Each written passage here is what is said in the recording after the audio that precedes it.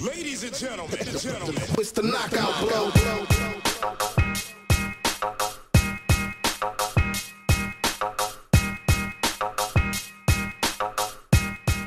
Yo, this is Dan Hardy. Check out dumboutout.net.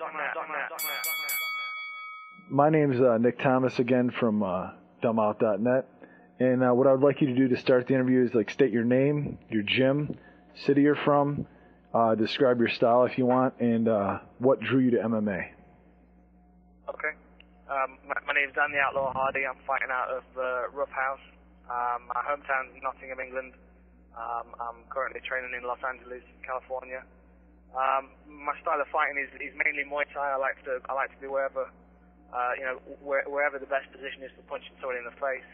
And the thing that drew me to MMA is the fact that I can get in there and test myself against some of the best fighters in the world and not get in trouble for it.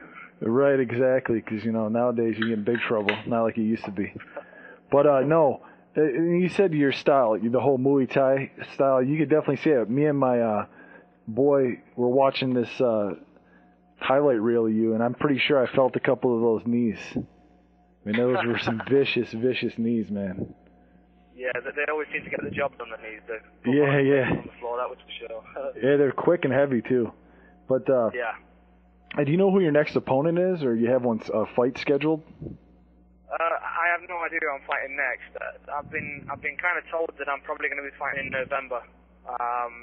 That'll be on the UK card, but I don't know who. I've got no idea who yet. There's been a few names thrown around. A lot of people are mentioning Phil Baroni and people like that, but I don't know. I'm just ready to fight whoever the UFC want to put in front of me. Wow, that'd be so. Tell me that would be great television. Dan the Outlaw Hardy versus Phil the New York Badass Baroni. Are you kidding me? That would be ridiculous. I mean, the trash talk of the century. It would be great. I don't know. That would have to be like up top of the card for sure. I think so. Is there anyone you'd like to call out, or anyone you just really want to fight in the? I mean, I know you want to fight the best in the welterweight division, but is there any specific fighter that really you want to test your skills against? To be honest, it's not. And as boring as it sounds, I'm up for fighting anybody at the moment. Right. I made it quite clear to everybody who I wanted to fight my last fight, and I managed to get that and get the win under my belt as well. But to be honest, now I'm interested in seeing what the UFC want to do with me. Who they want to put me up against. A lot of the guys I thought I might end up fighting seem to have been matched up already. I thought I might be fighting someone like Yoshida or maybe Condit or someone like that, but all those guys have been matched up now. So I'm kind of left with different options to what I thought I would have. I mean, Matt Hughes and Matt Serra have not got any opponents lined up. Maybe one of those would be good. Phil Baroni, like I said, he's just been signed, and that, I like to read the forums. I like to see what fights the fans want to see. Right. And Baroni seems to be coming up quite a bit. But I really don't mind now. I'm kind of looking forward to closing my eyes and putting my hand in the bag and seeing who I pull out, and whoever it is, you can guarantee it's going to be an exciting fight, and you can guarantee I'm going to be trying to put a beat down on them for the full 15 minutes. Exactly. Yeah, it doesn't really matter. I mean, I would, all those fighters you named, I would definitely, give you a really good chance of winning any of those fights. But now, Paul Daly, he just signed with the UFC. You guys trained at the same gym.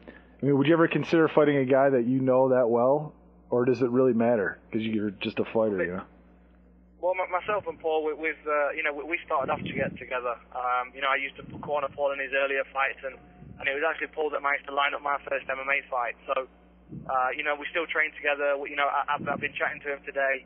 We're still in contact, and whenever we're in the UK together, we always train together. So, I'm sure that if it came down to one of us holding the belt and one of us being a contender, then we'd put our friendship aside and fight for the belt. But other than that, I don't think we'd end up fighting each other, because there are so many other guys in the division that we could fight.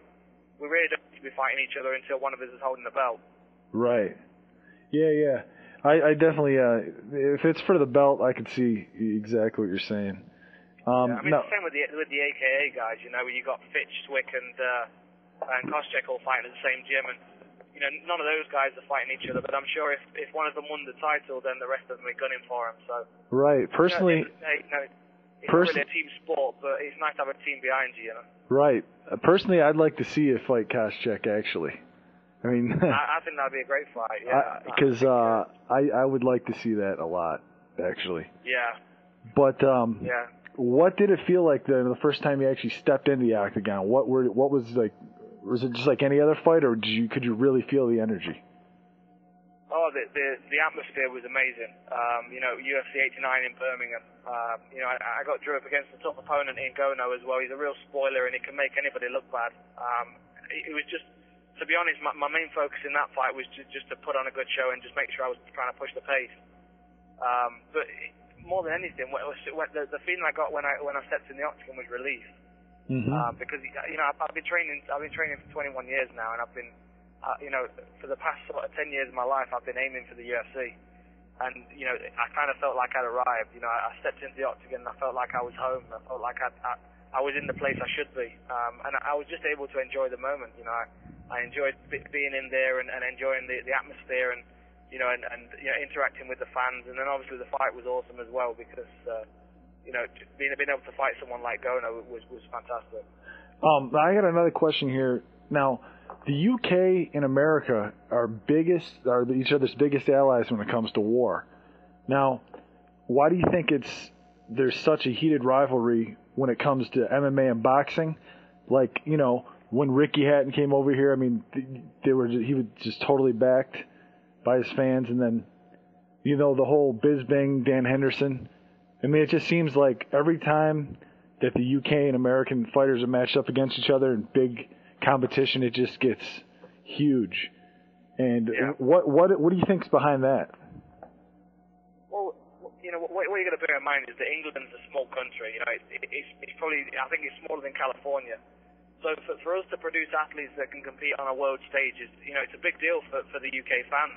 And I think, to be honest, it's partly the fact that the UK fans are saying, now we've got someone that can compete, that kind of stirs up the rivalry a little bit. I mean, obviously, the American fans don't like foreign opponents coming over here and winning fights, but we've got guys now that can compete with the American fighters because it's still relatively new that we've got British fighters that can compete on the international scene. I think the UFC are kind of playing on the rivalry a little bit. They're putting British fighters up against American fighters and purposely creating a little rivalry to sell tickets, which is great.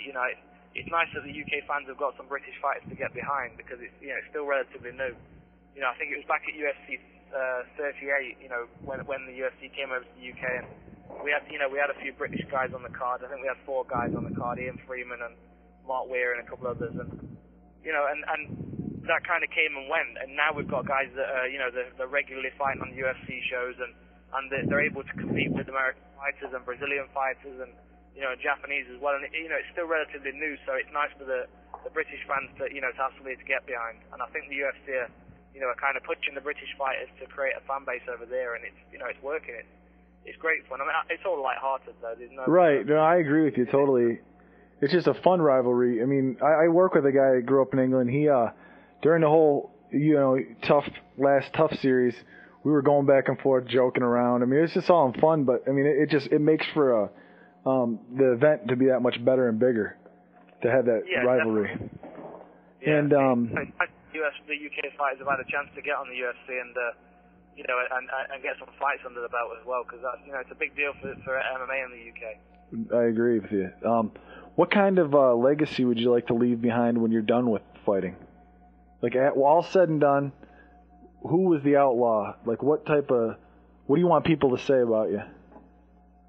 I just want people to be able to remember my fights, for the guy that went in there and just, it was always exciting and I was always up for a good scrap and just enjoyed being in there, enjoyed spending time with the fans and just, giving it everything he's got. And, I think more than anything, that's what's important to me, is just to be remembered as, oh yeah, Dan Hardy, I remember that guy. That dude was, was awesome to watch.